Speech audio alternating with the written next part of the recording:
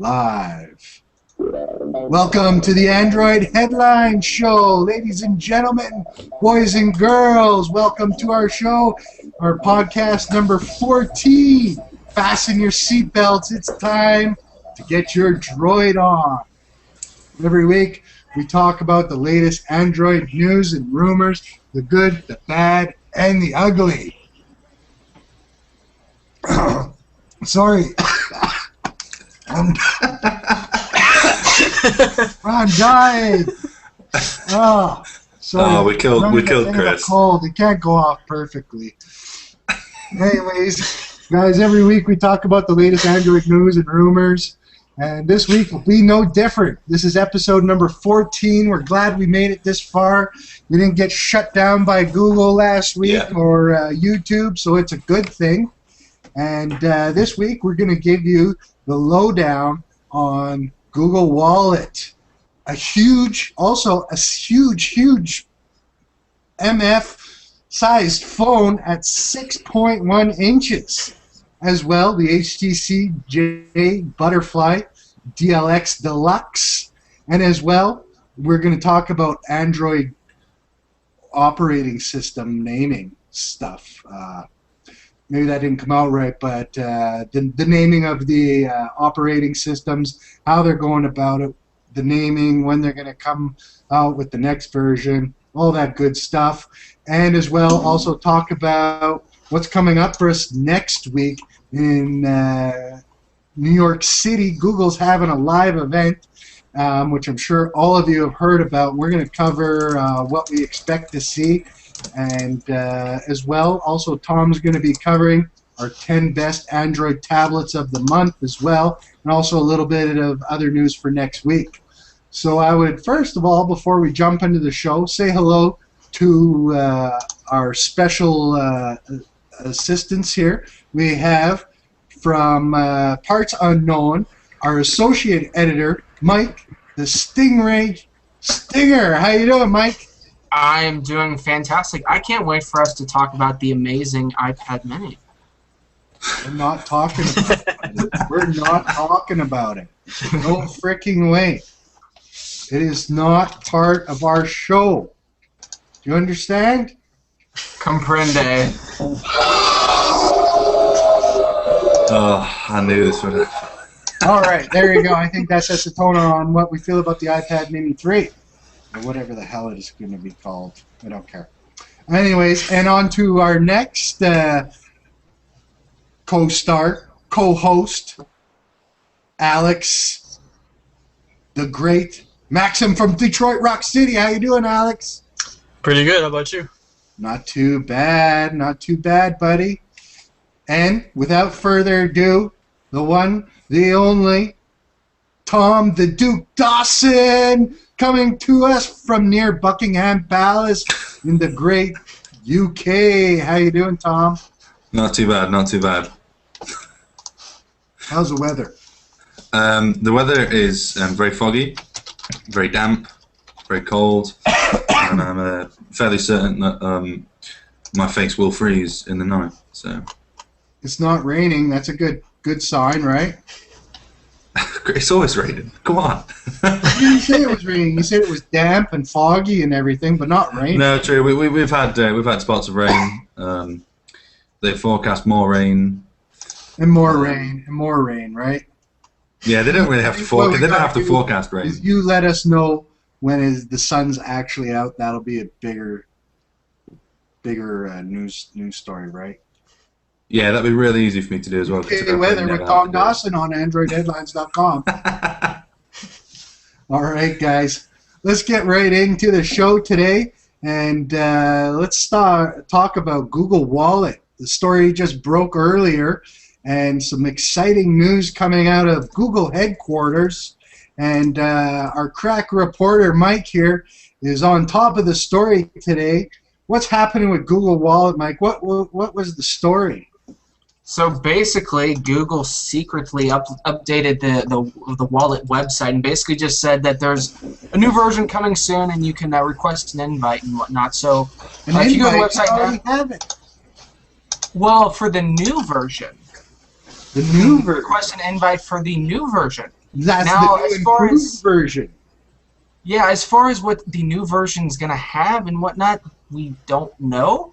But what's interesting though is when you go to request an invite, Google now asks for with Wallet what kind of phone you're using, and they also mention the iPhone. So there's a good chance that Wallet is going to be coming to more than just Android. You know, the new version's going to be coming. I mean, with all the versions of, you know, was it, how do you say it? ISIS is that came out or is coming out now, and that's all the carrier's version of a wallet, and it's supposed to be debuting soon. That is something that I guess Google Wallet wants to compete with, so they're going to be going with more platforms and hope that you know, Apple users and BlackBerry users, well, not that they're available, but may in the future, you want to get more people using the Google Wallet, I guess. Is that what it seems like? Hopefully they're going to be adding some more options to it. Have any of you guys used Google Wallet? I know 3 of the 4 people haven't. Just ask Alex. Have you used the Google Wallet? I actually haven't. Wow, you could tell how we are such hardcore Google fanboys here that none of us on this show has used the Google Wallet. You can see that there has been tons of research done for this. Oh, jeez. So we don't have a lot to say on that. All we know is Google Wallet is coming soon, and we'll see some new features. Make sure to get your invite. Some of us sign will. up. What's that, Tom? Some of us will see new features. Yeah, I guess in the UK they haven't rolled it out. I guess you guys are not allowed to pay with mobile payments. No, we have mobile payments if you are. That's not Google. Yeah, true. I mean, you have to have like Barclays Bank over here do it. You have like a little sticky you put on the back of your phone, which is nice in 1990s of them. That's great. A little sticky thing on the back of the phone. How modern could that be with smartphone technology? Yeah, exactly. But then again, then it'll work on all those eye devices out there that refuse to adopt new technology. Well, we'll definitely stay tuned for this. Do you think we'll see something maybe next week, guys, at the maybe at this Google Playground conference that was announced? Yeah, possibly definitely. They're going to do a soft launch there or something. Yeah, it definitely makes sense that for them to, you know, roll this out now, saying that there's a new version coming right before the event. I think they'll definitely be talked about it. Okay. Yeah, and I think it'll be one of these things that comes with the LG Nexus, and it'll just be like magically included, and then they'll talk about it for 5 minutes, and then someone will delve into it a bit more, and then we'll find out what's new, what's not. And no one will use it, just like the old version. Sorry. Something like that. Or, well, some of us will. Not you, Tom. Okay. No. All right, guys, enough of Google Wallet. It's had its 5 minutes of fame, literally, and that's it. Our next story we wanted to cover is one that our crack editor, Tom Dawson, was covered for us, and it's about this new monster phablet that's coming out. The Huawei, I call it Huawei. Huawei, whatever you want to call it. Hyundai, who cares? Oh dear, Korean, Chinese, it's all the same. Yeah, exactly. You know, they're from China. They're stealing information from us. It doesn't really matter. We'll probably never see this phone over here. Yes. Shh. Actually, no. The White House cleared them of those allegations. So. Yeah, to the tune of how many $1 billion? Yeah, exactly. How much? Oh. Okay.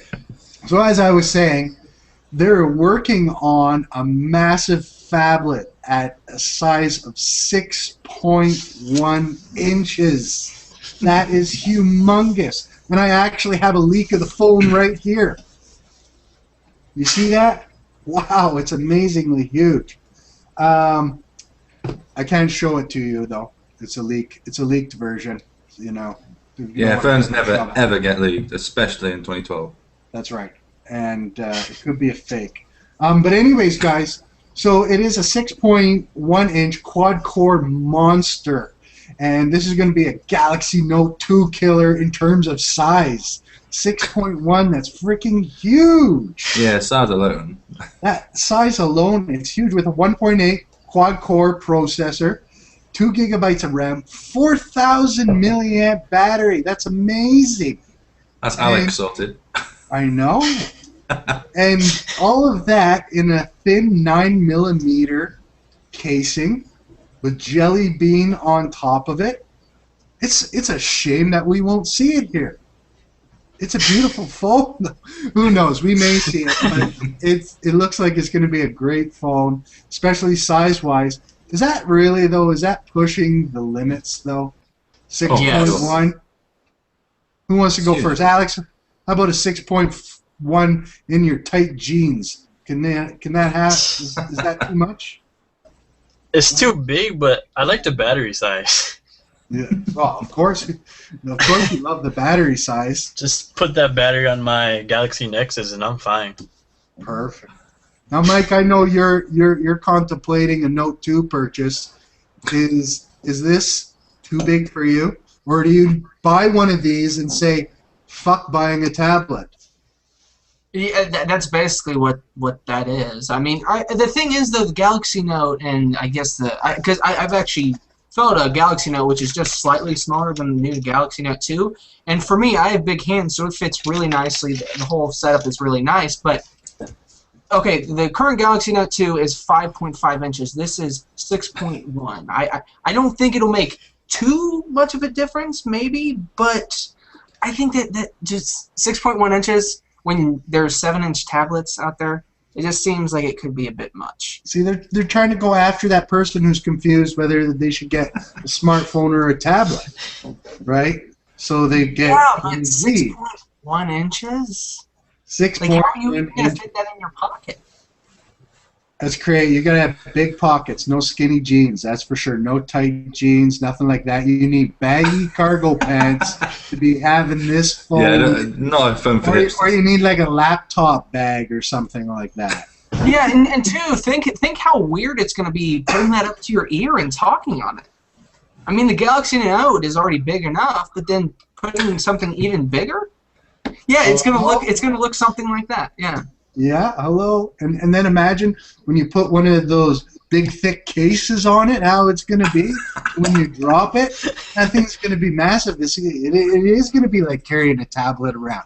You just might as well carry your Nexus 7 with you and make phone calls. Pretty much.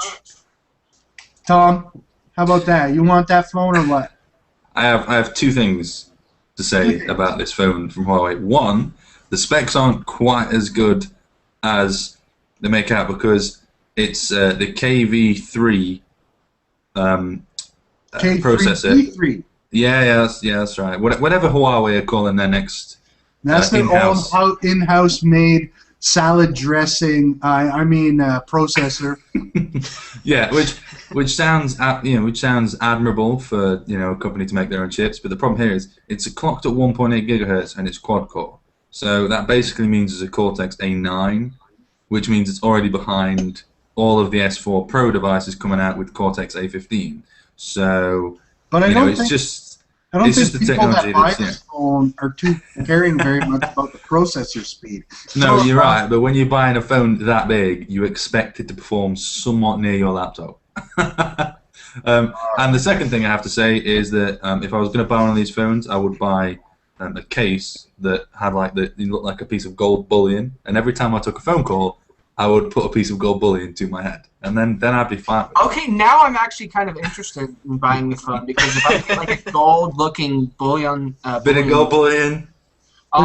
Just think how big you're gonna look walking around with this thing, the biggest and the baddest smartphone on the planet at 6. Well, yeah, it's kind of like a guy who has like a big, huge Ford truck. Don't say that word. We can't have that word on the show. Anyways. Oh, I'm sorry. I thought you were going to say something else. No, what I was trying to say is when you see a guy with a huge truck, a lot of people think he's compensating for something. So if someone has if some guy has a 6.1-inch phone, people are going to think he might be compensating. So they're going to say, "What's that in your pocket?" Just a large phone, or you happy to see me? Yeah, Right? see, we talk about tight jeans. You know, go too far the other way, and it's gonna run loose. You're gonna look a bit suspect. That's all I'm saying. Awkward. Yeah. Exactly. Good Just a one, quick- Huawei. Good one. Quick note: last week, Mike had talked about a new phone coming out called the Oppo Find 5. Now, some of you guys may not know who Oppo is, but they're one of the very high-end DVD Blu-ray maker, and they're, I believe, based out of Europe or China, Japan, somewhere foreign from North America. Anyways, no need to get into specifics where they're located, but this is one beautiful-looking phone. Mike, you did the story on that. What did you think of that phone? Yeah, so basically, Oppo Find 5, has a 5-inch screen, but what's different about this is it has a full HD display, so 1920 by 1080. So we're looking at and the PPI is like 441, 443, something like that. So it's a really nice display, and also the post I did about it, there was also some leaked photos, and it looks really nice. I'd buy that phone. That is one hot-looking phone, like literally. I mean, other than the buttons on there, they could take the buttons off. We don't really need the buttons, but I mean, it's 5-inch, nice size. You know, the 1920 by 1080. That means I can watch all my Blu-rays on my phone. Not quite, but quad-core processor, 2 gigabytes of RAM. 12 megapixel, camera. But check out the size on this thing. 6.9 millimeters thick. Wow. That thing is like thin. Actually, you can't even call that thick. 6.9 millimeters thin. That is like transparent. I won't even be able to see it. Turn it sideways, it disappears. Yeah, I do wish it had a slightly bigger battery. It's only, I mean, 2500 is still good, but like the Galaxy Note 2, it has a 3100. So. I know. What Alex processor is in that? That's a Qualcomm APQ8064 in it, which I believe is the S4 Pro or just Yeah, S4. I think you're right. Yeah. But either way, check it out on our site if you're looking for a new phone, especially if you're in Europe. This thing's going to cost 16 gigabyte versions. It'll be about $475, 32 gigabytes, 520, reasonably priced. It's a beautiful looking phone. You take a look at this phone, you'll definitely want to buy it for sure. And also, you can't forget that if you're someone who likes to take a lot of photos, it's going to have a 12 megapixel camera. So amazing, great phones. It's nice to see. You know, someone who's maybe not a high-end phone manufacturer come out with a really top-quality phone like that would put some of the major manufacturers to shame. This goes to show. All right, guys. Our next story I want to move on to here is last week, late at night, in the dark of the evening, Tom Dawson was scouring the internet and found a great story about the HTC J Butterfly, a 5-inch 1080p that is just beautiful HTC phone. Now, Tom, give us the lowdown on this phone. What's the specs? What are we looking at with this J Butterfly here? Well, we have an SLCD 3. Beautiful display. screens, by the way, were produced by Sharp. Have some of the best displays. Which runs at the beautiful 1920 by 1080 Full HD resolution with a 440 PPI density, and it's got the Qualcomm S4 Pro quad core at 1.5 gigahertz, 2 gigabytes of RAM. An 8 megapixel rear facing camera which will record 1080p at 30 frames per second. Comes with Android 4.1 with Sense 4 Plus on top. NFC. Now this is where it gets a little bit strange. It's 9.1 millimeters thick, and it only comes with a 2000 milliamp hour battery. Well, 2020.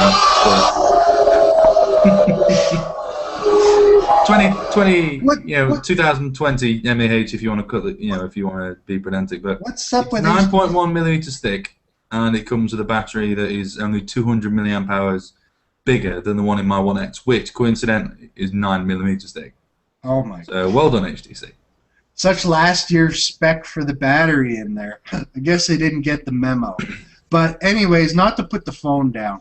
If you take a look at this phone, it's definitely a little bit outside of the design realm of the It's beautiful. typical HTC devices that we've seen. It's looking mighty sharp. It's got still a little bit of that HTC One look, but more color, more pizzazz. I'd buy this damn thing. Oh, Yeah, I was gonna say usually I'm not into different colored phones. I just like white or black phones, but the red, it looks really nice. Yeah. I think we should all get one at Android Headlines, get the red version, get our logo on the back. We would be styling with this phone. So HTC, if you're listening, hook us up. That's right. Alex, UHTC. what did you think of this phone, Alex? The battery, Alex. Everything. You like everything? Except for it's only in Japan. Well, well, that's true. That is kind of true, and I think that's what the J stands for, obviously. Japan only, the Japan butterfly. What happened to the HTC One naming scheme? Perhaps the Japanese don't like it. I don't Either even that, or perhaps HTC have finally realised that they're never going to be good at a unified marketing scheme and have just given up. Well, I guess a HTC One naming scheme is only for North America. Whoa, whoa, whoa, whoa. Whoa, okay. Whoa. I guess you get it over.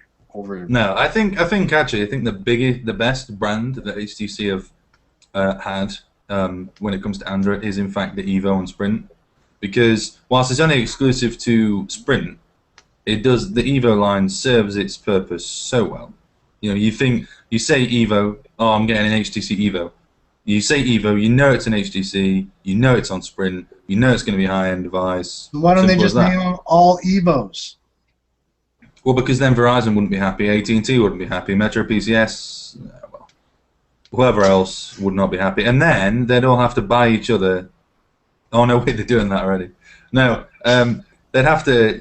No, you can't do that. You couldn't do that. Okay. No one does that. Even apart from Sam... Oh, no, wait, Samsung manage it, yeah. So, HTC just loves only putting these out on certain carriers. And speaking of certain carriers, now we were talking about how this beautiful HTC J Butterfly, and we're all like drooling over this phone. I don't know why they wouldn't put it out here, but maybe they are, kids. Maybe they are. Because over the weekend, our staff member from the Asian area, Delaware, had done a story on the HTC DLX, leaked images spotted out in the wild, you know, and as far as the name, they call it Deluxe, DLX, whatever you want to call it, and it looks exactly like the Japanese counterpart. Now, maybe not as much color in the leaks that we got. Android Central had took the pictures. Unfortunately, they were poor pictures. Android Central's famous for that. But anyways, hopefully we'll get to see a few more pictures of it. It looks like it's going to be going to Verizon as possibly a Droid Incredible X or DLX, Droid DLX, who knows what the naming is. But the specs are all the same, exactly the same specs. So this phone is going to be coming to North America via Verizon. So you will be able to get it as long as you go to Verizon. You guys are like, what? It's like... Meh. it's ridiculous. Nobody has anything to say. That was the crickets, by the way. So you guys are not going to go to Verizon for this phone. You all love it, but not enough to go to Verizon for it? Correct. Nope. Okay. I'm not moving. And this goes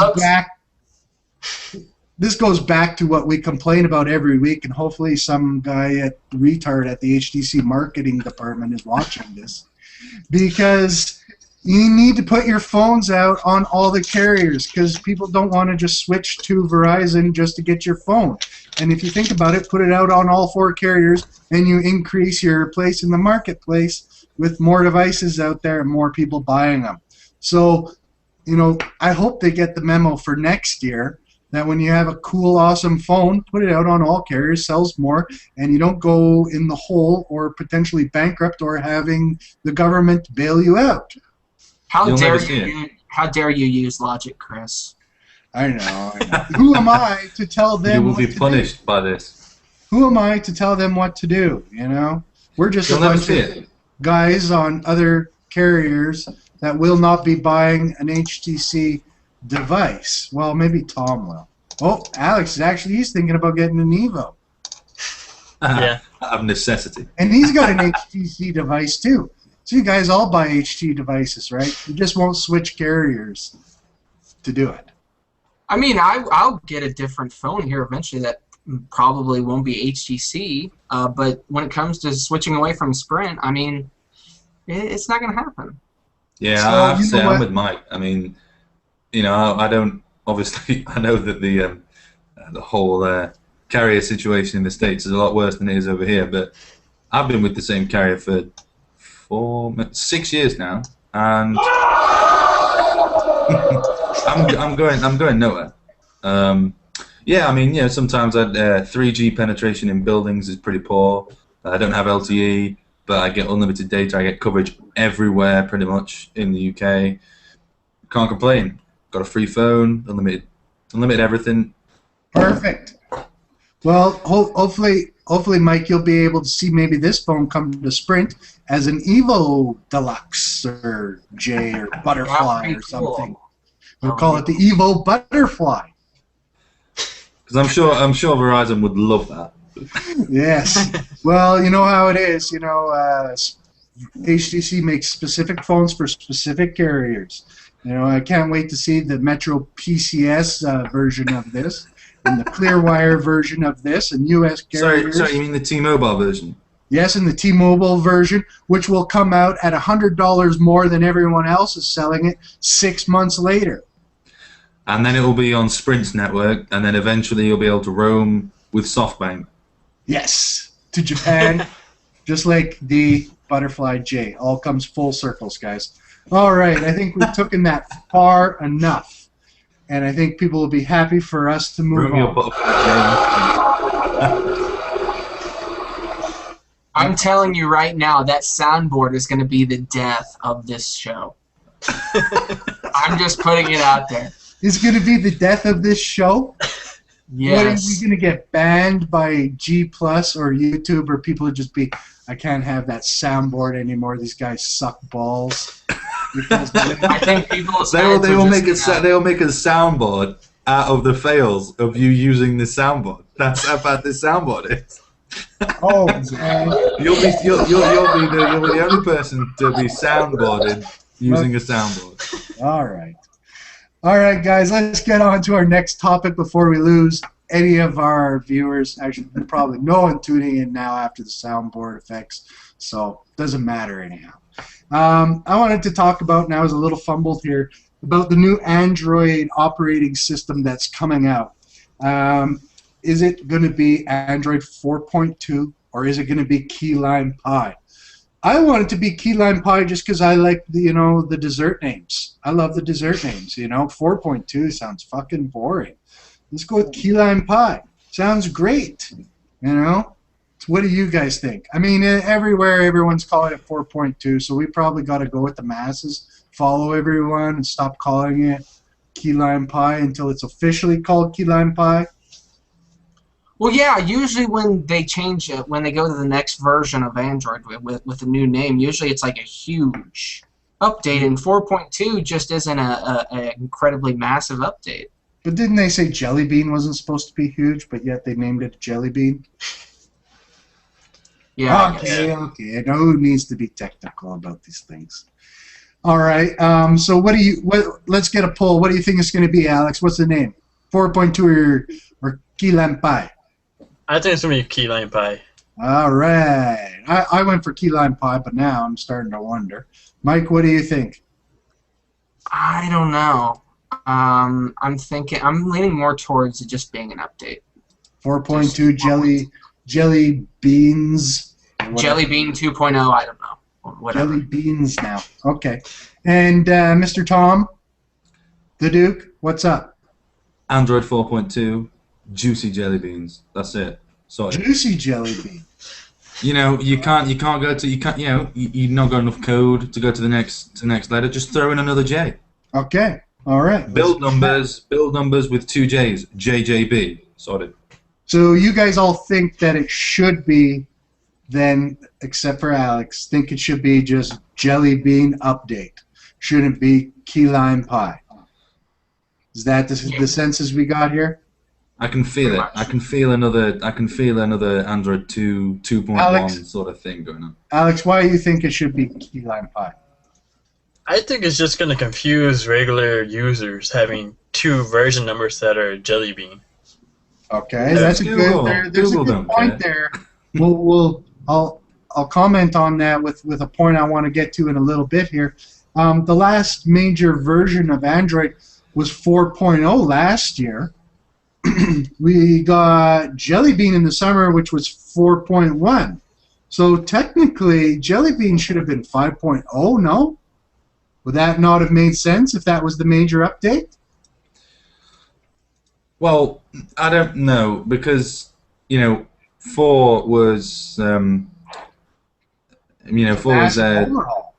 yeah, exactly. So I think maybe Google have finally woken up, especially under the, you know, under the leadership of Matthias Duarte, that you cannot, as much as we would all love them to, you cannot make Android 4 every 6 months. You can't... You know, but I mean, if it's 4.1, what's the difference if I call it 4.1 or I call it 5.0? It's a new. Well, because like Alex says, that would suggest system with enough changes in it could have been 5.0. No. Yeah, but I mean, it's just the way versioning works, and they've been doing it for a long time now. Is a point release is something that has, you know, has added features, but is sort of visually and sort of like, you know, you can feel that it's sort of on the same kind of lines. But if you look at Android 4 and Android 3, it's, you know. And I understand that, but why wouldn't they, you know, to make it easier, call it, you know, ICS 4.5 instead, right? Why did it have to be Jelly Bean? Why confuse people with the name, the lettering? You know, it's Google. You gotta have fun with it. You know, I mean. Okay. Fair enough. Now, if that being the case, right? So this next version is going to be just another incremental update. Shouldn't they call it something too? Yeah, they should. But then again, this is Google, and they do whatever the hell they want. Well, they've done that. They did it before. I mean, think about it. Eclair was 2.0 and 2.1, and then 2.1 update 1. So. Froyo. You know, gingerbread. Yeah, you see, but you know, 2.0 and 2.1, both Eclair. They're gonna do it again. I can feel it. Mike, what do you want to say? I can see you just gnawing at the screen. Yes, actually, I just now got a confirmed update. From where? I'm sorry, but I cannot disclose my source. But I can tell you that 4.2 will in fact be 4.2 Jelly Bean. It will be sponsored by Jelly Belly. Whatever. That's what I am being told right now. Oh my God. Oh, here comes the sound. You see what you did, Mike? You see what you did, Mike? Every time you go there, you're going to get a soundboard. All right. So that would be so good. So I hear where you're coming with that. Now last year, 4.0 came out. This summer came our Jelly Bean, okay? So this is going to be Jelly Bean update again. Now, aren't they missing a device upgrade cycle in terms of naming? You know, isn't this supposed to be the next big version every, you know, once a year? So technically, you know, was Jelly Bean the big version? Was that the big I think so. in the summer? Yeah, I think so. So we're not going to see another big version coming out until next Google I/O? Is that where the feeling is?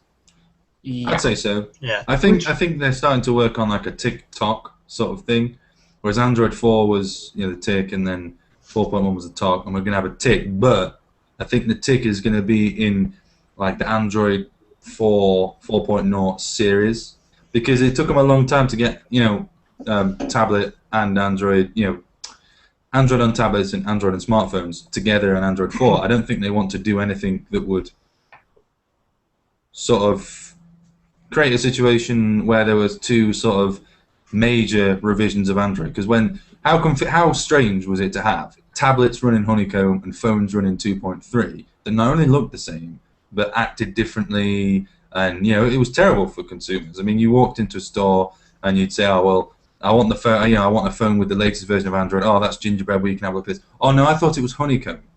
Oh, well, that is, but it's for tablets, and So I don't think they want. So I mean, it does make sense for them to maybe get on to a different way of announcing these operating system updates, because they were kind of throwing them out. Last year was thrown out at a Samsung event, which really didn't really give great features to it. Where if they do it at the Google I/O, they have tons of Google fans there. Everyone's expecting it. They can show it off a lot better. Gives them a lot more time to work on it as well too. So it does make sense to drop the new OS during Google I/O. But it also poses some other challenges, that you're not going to see the new Nexus devices with the latest operating system. You're going to see it with the latest update, not the latest operating system. You'll get the newest update or newest operating system at Google I/O. They'll push it out to those phones, but you'll only be getting the newest update. So maybe that's going to slow down some of their Nexus sales potentially. Do you guys think that could happen? Crickets. I'm going to go to the cricket board. I was waiting for someone else to go. Potentially. Potentially. But kind of going back to the whole topic of it, is it going to be Keyline Pie or what? I think it's just way too early to all of a sudden, okay, we announced Jelly Bean in June, and a few months later, now we're announcing Keyline Pie. That's just gonna confuse people, especially the holiday season when a lot of people are going to be getting new phones. I mean, they're going to be like, oh, yes, I want Jelly Bean. But wait, Keyline Pie's out now. And I agree with that. There's too many versions coming out. And it is already, one thing that is a knock against Android is that, for the average consumers, they don't like all these updates because their phone manufacturers aren't pushing them out, and it's hard to keep up. There's like what, 2-3% or something, whatever, some stupid number that's running Jelly Bean as is. They can't go throwing another version, so they're just throwing an update out now, which will probably help, because instead of people saying, oh, there's the new Keyline Pie out, and people are still on Ice Cream Sandwich, they're going to feel like they're 2 versions behind, and then something comes out at I/O. Instead, it's just an update, where maybe the mentality of some of the consumers will be that, oh, it's just an update. It's not a big deal. It's not the new version, right? I need the new version, but the update's not such a big deal. Yeah, and I think Mike makes a very interesting point, because when you come up into the holidays, especially now we've got to remember that Google is pushing the Play Store and the Nexus 7. Now, the Nexus 7, I think, pretty much, is going to remain. People that are going to buy the Nexus 7 aren't going to necessarily worry at this point what version of Android's out there. But if they release, a high-profile release, LG's going to be a new person with the Nexus. It's going to get some coverage. If they released a new version of Android that was 5, or even if it was 4.2 Keyline Pie, and it had quite a lot of new features and new polish, and even if it had some extra visual changes that made it look different, people are going to think, oh, well, I was going to buy an Android thing this year, but I might wait and see what comes out next year, because what's the point in buying one now if it's going to be behind? But if it's just another reinforcement to 4.1, they're just going to think, oh, well, it looks the same, and I don't need this, and I don't need that. I can wait. Good point. Valid point. Alex, did you want to chime in on what you thought on that? The thing is if they wait for just find phones that have Key 9 Pi or 4.2 on it, they're gonna keep waiting because by the time that hits phones that aren't Nexuses, you're gonna have the next version on its way. And so it's like a never-ending battle. It is. I mean, and that's one of the problems where, and that has to do with the carriers and the manufacturers as well too. A whole big mess. We've gone into that before. We won't go down. It's over as well. But let me throw this out to this equation, guys. We're only getting the Jelly Bean update, okay? The new phones that are going to be coming out next year, CES, they're going to be selling them with the Jelly Bean update on it, right? That's going to be how they're going to be selling the phone. They're going to say, oh, this new beautiful phone here is going to be coming with the latest Jelly Bean update, right? That's how it's going to be going. Okay, well, by the time the phone actually makes it to market, because usually a CES phone doesn't get dropped until, let's say April, latest April, May, June is when they start, hitting the store shelves. Well, then we got a Google I/O conference that's going to be announcing the new operating system, the new version, right? And that's going to be the latest version. So you're going to be buying these new phones that they're going to be putting out or saying they're coming out during CES. They're going to be dropping in early spring. They're only going to come with an update on the phone, not the new operating system that Google's going to announce in June, right? And that's going to pose a problem because all of those guys are all going to want that new operating system, and they can't have it for at least 6 to 8 months at the rate that the carriers go. And that was kind of the good thing about Google dropping the new operating system in the fall, is that the carriers and the manufacturers were able to show off at CES and Mobile World Conference the new operating system on the phone, and then it would drop, onto the new devices that were coming out in the summer. People were all happy to get their, the newest version of Android on it, and that would be a large thing to sell.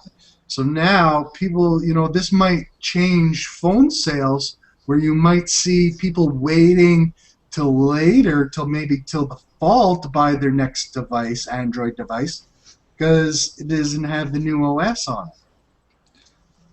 I think the reverse. Conspiracy theory. I think the reverse is true of that, because look at Android 4 launched on the Galaxy Nexus last fall, and then we had CES, and we had a slew of phones that were still running Gingerbread. And Sony are the big case in point. Now, Sony don't mean a lot to the States because they've tried and failed and pretty much given up. But over here they've done. They're quite big over here, and the phone launched eventually with 2.3, and it launched. By the time it launched with 2.3, Android 4 was on the 1 series because when they released Android 4 in the fall, it was too big a jump for their partners to get it onto prototype hardware for CES. So all the phones at CES came out with 2.3 because of the big jump from 2.3 to 4. So they didn't have anything new to show off because they couldn't muster it in time. Which is why you didn't see anything running Android 4 apart from the Galaxy Nexus for a very long time, because it was too big a jump. Okay, fair enough. And I just wanted to throw, some different scenarios in the situation, because it's obvious that, I think Google's got to come with an update once a year. Google I/O is the proper time to show it, and a small update in between, like we're going to see probably announced this week or next week, is the right way to go. Is going to change up how people complain about, not having the newest operating system. It's an update. Maybe save some of the stuff. Give them, a little bit something to keep them interested, but save it for the next one. This is how Apple does it, and it's kind of how it's got to get done. You can't be dropping these operating system, updates like crazy. It's just too much to keep up with as is. Us as Android lovers, we love it, but you know what? If your phone's not going to get it anyways, for like 6 to 8 months, is it really a big deal? And especially if it only brings such a small update. Okay. Enough about that, guys. We beat it to a dead horse. I don't know if I made my point, but it was fun talking about it. Guys, let's move on to our next topic, and it's all the things Google has in store for us next week in Dun, dun, dun. New York City. Yeah. Now, what we have going on next week is a slew of stuff coming at the Google Playground event. They call it the Playground. The Playground is now freaking open. 4.2, whatever it's called. We're just going to say 4.2 because that's what it's going to be. It's supposed to be dropped next week. And on the OS itself, who knows what's going to be on there. Hopefully some surprises that we haven't talked about to death already. Good chances there will be on there. There's some stuff that we've kind of came out over the weekend that they're going to introduce content in the center, which is allow access to the Play Store right from widgets, and tablet sharing as well too, and multiple logins. Will suit families, enterprise users, and it's a simple way for their users to toggle back and forth between their email and apps, or so the kids can't look at dad's porn or whatever it might be. And it's going to be kind of like, the Windows type of thing, where you can switch, log off, and all like that. And there's also talk about the panoramic camera settings for those who love taking pictures. And, nothing really earth-shattering. Definitely not worth being called key lime pie. I would think that there's going to be more to this update. That would just be my feeling. What do you guys think on that? Yeah, I think there's going to be a lot more. What do you think, Alex? I know you've covered this pretty extensively. What else do you think you're going to see in there? I don't know particularly what else we'll see in there, but I do think there'll be more. Well, of course you know particularly. You know all the details. What would you like? What do you really want to see that you think they could slip in? I want to see the multitasking redone to make it easier to multitask, which it sounds like that's what's going to happen with the Windows user switching. That'll definitely be a bonus. Do you think we're going to see anything in terms of UI changing? Not anything big, maybe some minor things, probably more Project Butter, but it won't be a big overhaul like 4.0 was. Well, no, that definitely not. That was like just crazy. But is there anything else that you'd like to see in there besides? We had talked about all kinds of stuff. I mean, Google Now is probably going to get updated for sure. We've already seen some notification stuff leak out as well. Gmail, some improvements to Gmail, we know that for sure. The UI improvement for bigger tablets. With the Jelly Bean. The keyboard is also as well supposed to have a little bit of updates in there too. The profile feature on there. It doesn't sound like anything earth-shattering, but Google always drops something that no one's heard or talked about. So that'll definitely be a surprise in there. Something for all the geeks to love. Any other thoughts from the rest of the peanut gallery, Mike or Tom, on what you might think might roll in there? Well, I think the quick settings that were, I guess they were leaked recently, where you get a lot. It's a lot easier to access all your settings instead of having to go to, hit the button and then settings and then do all that stuff there. So that'll be nice. Although I am very much looking forward to teleportation in an upcoming version. Yeah, that's coming for sure too. Be able to teleport to wherever in the world. All right, Mike. Now, Tom, what do you think? Is there something we missed, or did we pretty well get it all? I think we pretty much got it all, but I do think that we will see some more gesture-based stuff thrown into Android 4.2. All right. Okay. There will be. I envision a soundboard that will be controlled by gesture and not buttons. All right, guys. And on that note, I will catch everyone later. All right. Nah. That was funny, Mike. You didn't have a All soundboard right. to back it up, though. His gesture. Okay.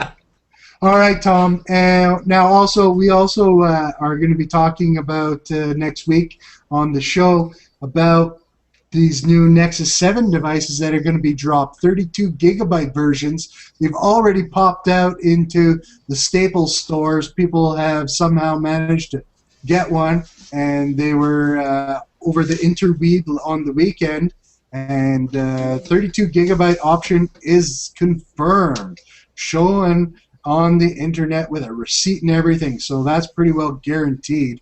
Now, that's obviously a Wi-Fi version that was out, so there's going to be a Wi-Fi version. Now, there's also talk about the 32 gigabyte 3G version. How exciting! Is this something I would love that. you would love the 3G version? Oh yeah. I mean, realistically, why would you take a 7-inch tablet from Google, this internet company, everywhere with you, when you have to rely on Wi-Fi hotspots, which are notoriously money-grabbing schemes that monitor your data anyway? So why they didn't put 3G in there in the first place? Now, obviously, I think they wanted to launch an affordable tablet outright without any caveats or anything when they launched it. But I think a 3G. I think the 32 gigabyte Wi-Fi version at the same price as 16 is going to piss a lot more people off than. They can't do it. It's got to be a 32 gigabyte plus a 3G radio in there. That is not selling at $199. No. If they added another model of the Nexus 7 to the lineup, that's not going to, with 3G. I don't think that's going to piss anybody else, off as much as, I bought my 16 gigabyte version a month ago, 2 months ago, or I bought it last week and now you're selling me 32 gigabytes for the same price. They're going to be more pissed at that than giving them the choice of 3G. I mean, I know a friend who just bought one 2 weeks ago for 16 gigabytes, and I told him, you can go get it from Argos in a couple of weeks for 32 gigabytes. He's like, are you fucking serious? It's just like, because I mean, realistically, that is twice as good a tablet almost. I mean, it's the same tablet, but you've got twice as much as a main component of the tablet for the same price. And we've seen in that leak, they sold it at the same price as the 16 gigabyte version, right? Exactly. Crazy. So yeah, that's a little bit of a pisser for some people. But hey, that's what happens when you're early adopters. You see, when you jump the gun. You wait 6 months, price always comes down. Google are now appling people. You should always wait to buy new tech. You shouldn't get the phone as soon as it comes out or a new tablet. That's not going to happen with Android users. But if you're complaining about it, then you should have waited, right? Oh yeah. I mean, the thing here is why don't you just? I don't know, but I just think lost the train of thought. He's old man. Yeah, that's right. I do think that there needs to be a 3G version of the Nexus 7, and I think if there isn't one soon. So the 32 gigabyte version Wi-Fi will be at $199. What is going to have? No, sorry, at the $249. So the 16 gigabyte version is going to go down to the $199, right? Yep. The 8 gigabyte version is going to be gone. What are they going to do with those things? Are they going to give them to third world countries? I think what they're going to do is they're going to drop the price and try and sell them all out. Is that going to be the $149 tablet, or is that going to potentially be the $99 tablet? Which I don't think so. I don't think that would be losing money. Yeah, because I mean, Asus probably have a crapload of 8 gigabyte NAND chips lying around the warehouse somewhere, but I somehow don't think they've got a load of IPS displays and Tegra 3 system on chips lying around.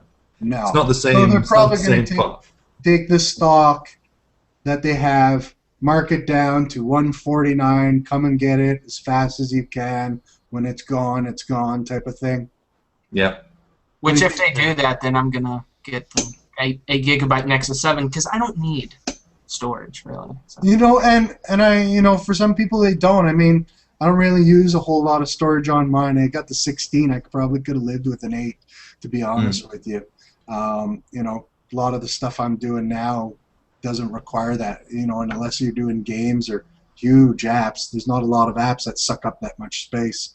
So, Alex, what do you think this $99 tablet? You think we're gonna see this, or no? That's far off. I think if we do, it'll be a 3G tablet that'll be tied to a 2-year contract with whatever carrier Google decides to put it on. And we hear that this is supposed to be made by some company we've never heard of before, some manufacturer, some cheap knockoff guys who are paying people 50 cents an hour to build it. I don't know. Anyway, no, that's not true. I'm just saying that. Okay. All right, guys. And next week we're also rumored to be seeing the Nexus 10, which is surprisingly not going to be built by Asus. It's going to be built by Samsung, 10-inch device, 25 by 60, 1600 resolution, 16 by 10, 300 PPI on it. And this is going to be the new iPad competition. And, you know, quite a few confirmations have come out on it. And I heard through the grapevine that you could actually potentially see the quad-core A15 chip in that, which is a monster. Well, I don't know why it wouldn't have that, because this is the flagship tablet. I mean... Well, it depends on the price now, Mike. It depends on what they're looking to price it at. They could go with the older quad-core processor and not the state-of-the-art A15, which is going to be a top-of-the-end processor chip. Yeah.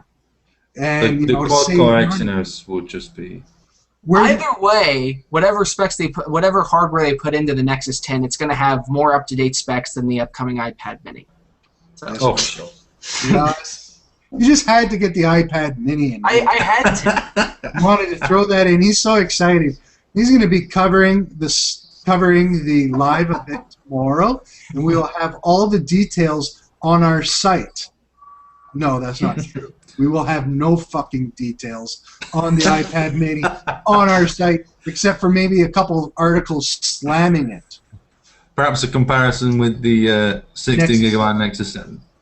Yes, and of course it will not win against the Nexus 7. It will lose every time, even if we have to lie to you. Basically, if you want a more expensive 7-inch tablet that has last year's specs, go for the iPad Mini instead of the Nexus 7. Yep. With a shitty 1024 by 768 resolution, because that's the only resolution they can like use. Acer or something. We have tons of Android products that have shitty specs from last year that they're still selling on the store shelves. You don't need to buy. I own one of those. But Apple's going to reinvent it, so it'll be the best iPad ever. Magical. It'll change your fucking lives. I'll tell you what will be magical is the Nexus 10 with a quad-core Exynos 5250. That would be... That's going to be a beautiful tablet. Now, how many of you guys... Alex, I think I heard whispers from your neck of the woods there out in Michigan. You're thinking about possibly getting one of these? You're gonna trade in the 7-inch and go up to the 10? Yeah, I'm thinking about either going to the 10 or going to the 32GB Nexus 7, depending on the price of the 10. Where do you guys? Good question. Where do you think that? Where do they price this 10-inch device? Where do they put it? Because the 3G device, right? The Nexus 7 32GB 3G. Now that's not going to be priced at the $249 level because they got that 3G radio in it. So what are they going to have to bump that 7-inch up to $299? Is that what's going to happen? You think for the price on a 3G 32GB 7-inch? Yeah, I think or 275 maybe. Yeah, I think that's correct for the 3G version.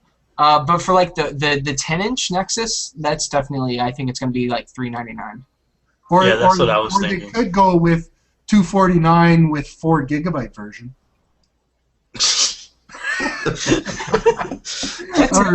No, not to throw everyone off. They will have the 8GB version, I'm sure, for much less. No. They got to get rid of that 8 GB storage because no one's going to actually use it, right? So throw it in some Nexus 10 models. What do you think, Alex? What do you think the Nexus 10 is going to roll? We're probably going to see, what, a 32 GB version. Possibly it would be smart to maybe go with 16, 32, 64. What do you think? What do you think the market's calling for? I'm thinking 16, 32, and 64 because people are saying even a 32 and the Galaxy Nexus isn't enough. Okay, so you think there's going to be 3 versions of memory available for this? Yeah. Okay, is that just wishful thinking? What do you think, Mike? No, I think there's definitely going to be 3 versions, and Google clearly has learned from their 8 GB version of the Nexus 7. They realized that was a huge mistake because the software alone takes up like what, around 2 GB, so you're left with like around 6 GB, and for a lot of people that's not enough. 5.93. Yeah. Exactly. Okay, let's have a consensus on the pricing, or at least an idea on what we think on the pricing is going to take place for the 16, 32, and 64. I'm just going to throw it out there: $299, $349, and $399, just to be simple like that. What do you think, Alex? What's your pricing scheme? I'm thinking $349, $399, and $449. Oh my God, you're expensive. What are you? Asus or something, or Motorola throwing up prices like that? What do you think, Tom? I'm going to go with your prices. Go with mine. Don't you copycat. No, because no, we also have to figure out where it fits in, where a 10-inch tablet fits in with the new Chromebook. Because now that's selling on Play Store. You know, think about it. Why buy a 10-inch Nexus when you could get a Chromebook, which is essentially a cut-down computer? No one buys Chromebooks. Look, doesn't have Android on it. That's why. Yeah, but when you go from 7-inch to 10-inch and the Chromebook's only 11.6 inches, you think, oh, well that has a keyboard and the battery lasts a shitload longer. You know, when they're selling them side by side, you've got to think. You can't put Android apps on it. Who the hell's going to want to buy that shit? It doesn't matter if you're selling them side by side. You know, think about it's a 10-inch tablet. What do people do on 10-inch tablets? They browse the web, they check their email, they play the occasional game. They find out games on 10-inch tablets are, and then they get bored of them. Don't go killing the Google's tablet sales already, Mike. What's your pricing idea? I just have a hard time seeing even the 16 GB Nexus 10 being priced under $300. The what? So the 10 at 16 GB, I have a hard time seeing that under 300. Yeah, that at $299, I have a hard time seeing that. But they want to sell these. I mean, we had a hard time seeing a 70. But at that price, $199. At that price, they're going to lose a good chunk of money. I mean, at least with the Nexus 7, they make just a little bit, and then they make up for it with the ecosystem. With $299 10-inch tablet, 16 GB, they're going to lose money on each one. But hey, if they want to gain market share, then sometimes you got to. And they'll make money on the advertising. They don't care about the hardware, right?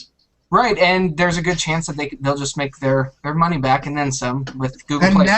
And now that the report came out today that Samsung is no longer going to be supplying the evil empire Apple with products, Samsung has a lot more leftover stock that they can supply on these Google tablets. So the price of the parts just came down incredibly today.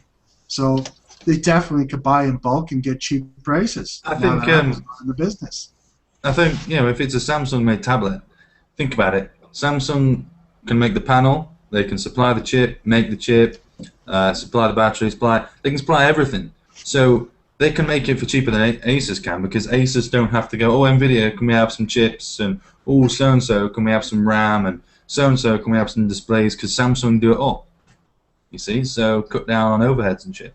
Yeah, and as far as the rumor that Samsung's going to stop displaying, stop supplying displays to Apple next year, it definitely seems legit, considering we're hearing more and more about the Nexus 10, and it's kind of it has the very similar, as far as the resolution display. It kind of makes sense that they would, leave Apple, and then they would just take those displays and put them in the Nexus 10. Well, I got this other theory about why they'd be stop supplying them.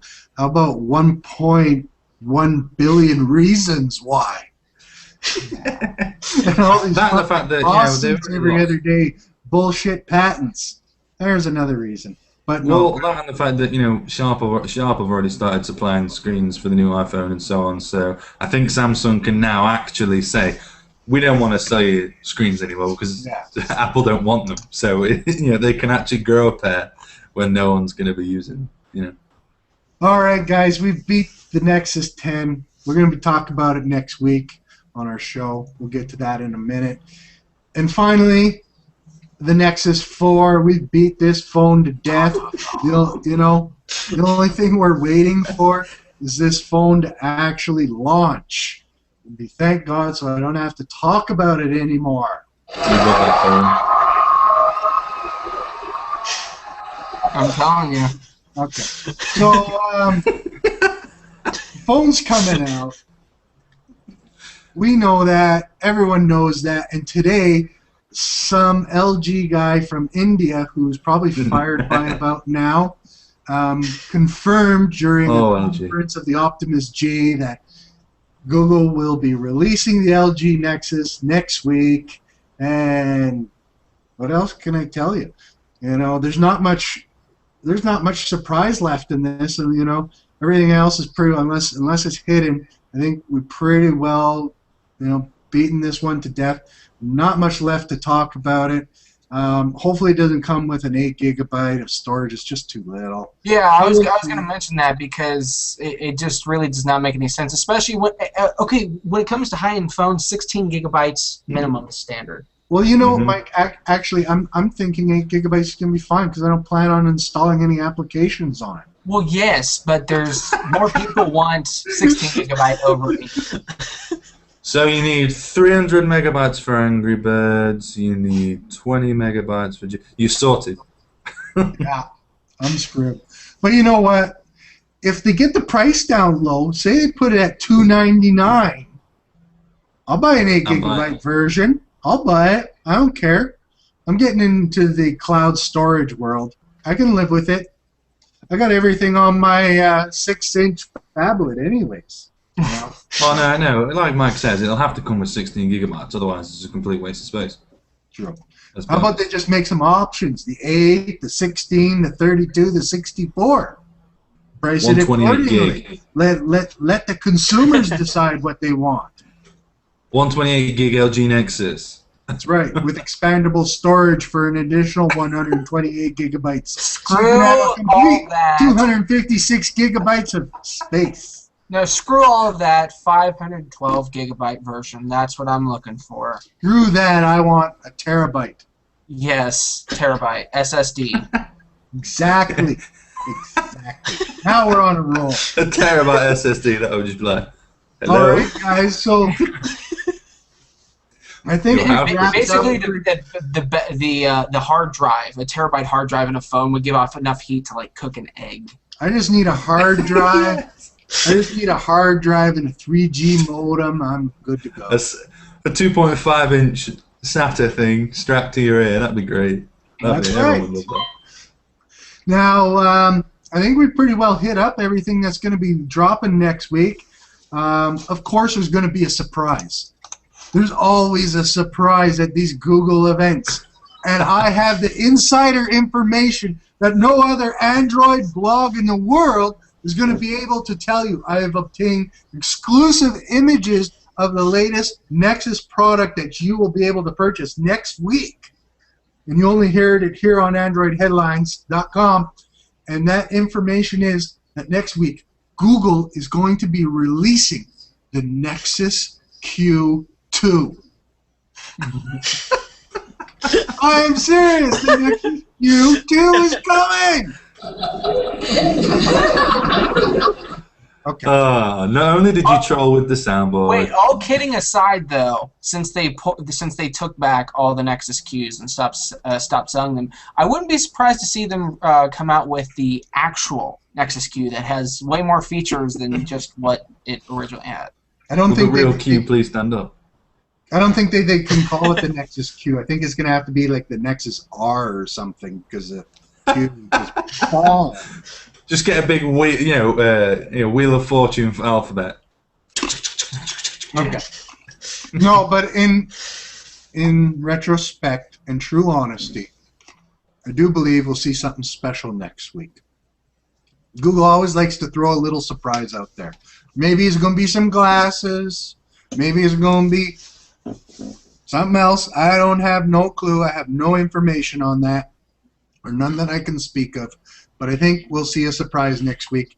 And next week, we're going to have our special Nexus Spooktacular Edition.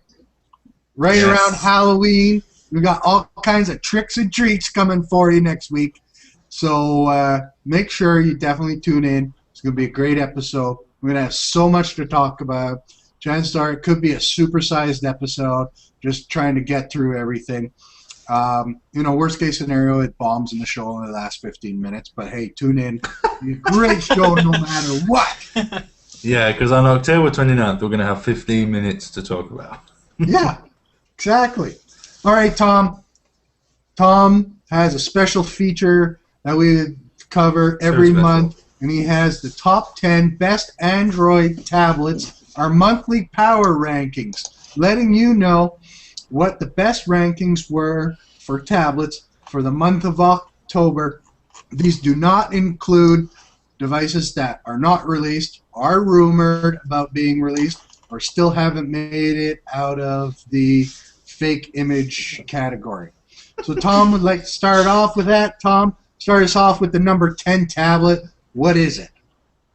At number 10, we have the questionably named Samsung Galaxy Tab 7.02,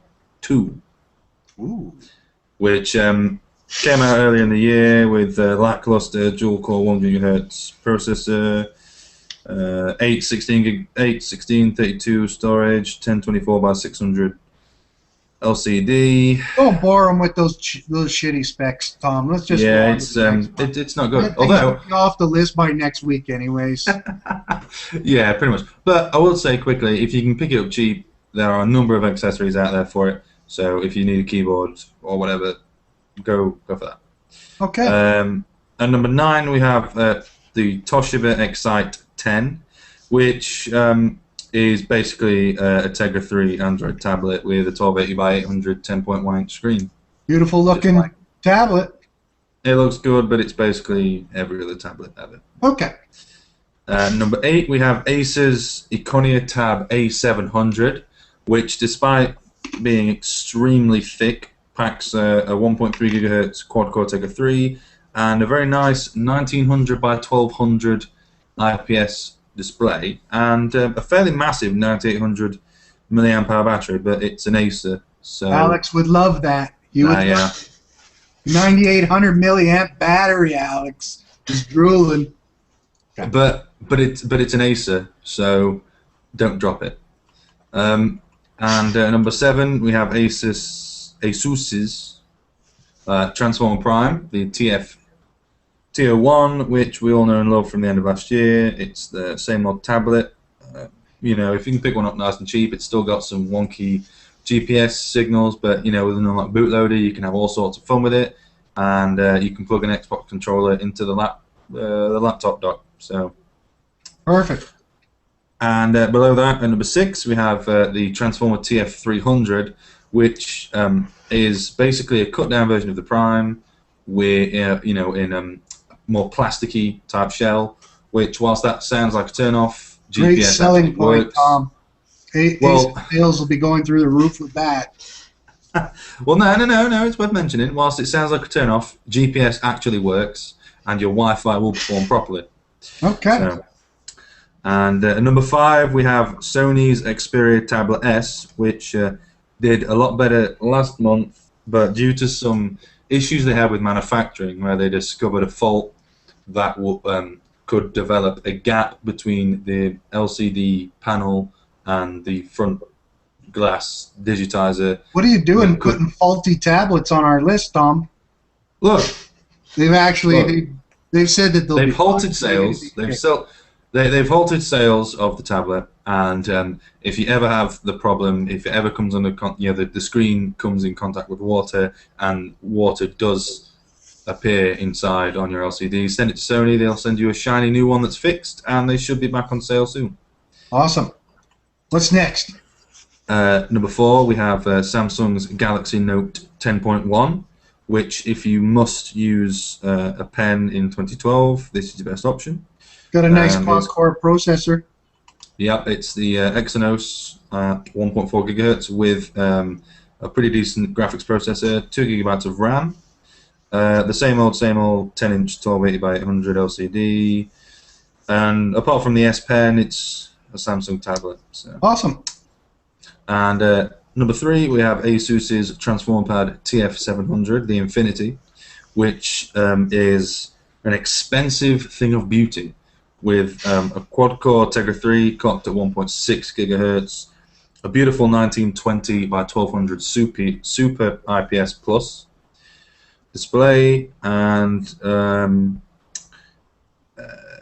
it's a transform. Basically, it's everything the Transformer Prime should have been. All right. And what's next, rounding off, number 2, we have Amazon's Kindle Fire HD, which, whilst is a controversial choice because it uses a bastardized version of Android, the hardware is pretty solid. It might only come with a dual-core TI UMAP 4470, but thanks to the much improved GPU that performs 250% better than the GPU found in the Galaxy Nexus, the hardware is really quite capable. And it comes in a 7-inch version with a 1280 by 800 LCD, or an 8.9 with the 1920 by 1200. Can I say something, Tom? Interrupt you. We don't condone Android forking on our site. We don't believe that forking is a good thing to be doing. Spooning is okay. Forking, no. But so Amazon sells a shitload of these things, and that's great for Android. So we let them on our tablet list. Otherwise, they would be the redheaded stepchild and would never be seen on the power rankings. And at number 1 is the iPad Mini. Yay! Yes, liar. The iPad Mini. The Google. Wait, the Google. No, it's the Google Nexus 7. Although, as Apple would like you to believe, people will be buying the Google Nexus 7 mistakenly. In droves. So get ready for the upcoming lawsuit with Google versus Apple. You keep selling the Nexus 7 as an iPad Mini, even though you were there first. Exactly. But seriously, though, the Google Nexus 7 always the best. Will be the best. It's not going anywhere. Let's be honest. A 7-inch tablet might move up a couple of slots though when the 10 comes out.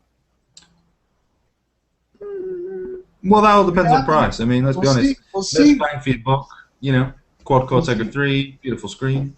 All right, guys. I'd like to thank Nexus. Thank you for the top 10 tablets, guys. If anyone at home wants to check out those power rankings, they're always on our site every month. Tom takes care of that, and as well as smartphones. Check out all the latest devices. Because remember, if it's not on the store shelves, it's not on our list. No sense of telling you about phones you can't buy. All right. Well, sometimes. So anyways, guys, as I said, next week, our Nexus Spooktacular, when Google goes crazy, drops a shitload of stuff for us to talk about. Gonna be like Christmas all over, except for it's gonna be Halloween. So it's gonna be lots of tricks, lots of treats coming from Google next week. Thank you all for joining in, and make sure to check out our site for more information on the stories you've heard here today. And that's it for the meantime and in between time. That's been the Android Headline Show. Thanks for tuning in, guys.